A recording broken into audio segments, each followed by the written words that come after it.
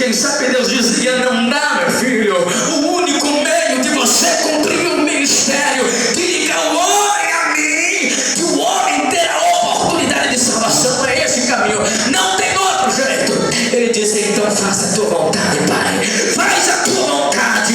Mas naquela agonia, para você entender, ele começou a suar frio, e nos seus poros sanguíneos começou a gotejar gotas de sangue. E para você saber por que é que Cristo suou sangue, quer saber? É o medo.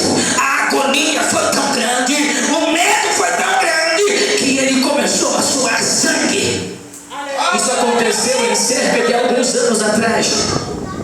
Alguns seres humanos sofrem esse tipo de enfermidade, e Cristo sofria ela. Porque isso, meu irmão, é uma enfermidade que vem por tanta agonia. O medo é tanto que os poros, onde tem um pelo implantado na pele do ser humano, ela se dilata. E uma vez que ela se dilata, ela dá acesso direto às veias sanguíneas, e então começa a suar sangue. Outras pessoas também já suaram sangue. Pessoas que estão no corredor da morte, geralmente acontece isso porque elas sabem, por exemplo, daqui a 5 minutos eu vou morrer, daqui a 5 minutos eu vou tomar uma injeção letal e a minha vida vai ter um final, vai acabar, eu simplesmente vou deixar de existir. É assim que passa na cabeça do ser humano. Então o psicológico fica tão abalado, que a agonia é tão grande que os poros se dilata e começa a soar então gotas de sangue.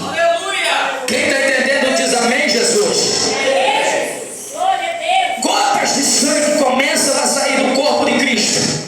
Aonde que os discípulos falaram: nossa, o mestre está suando sangue? Não entendiam por quê, porque eles não viam, mas Cristo viu tudo o que ia passar. Ele sabia de cada detalhe do seu sofrimento. Só para você entender o nível de agonia. Por quê?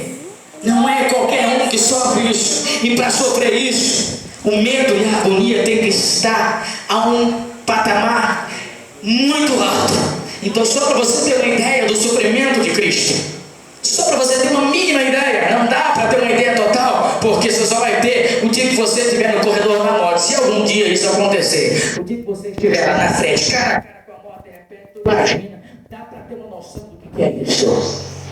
Aleluia! Porque não é como você está na mira de uma arma e pensando: será que eu vou morrer? Porque enquanto tu não morreu,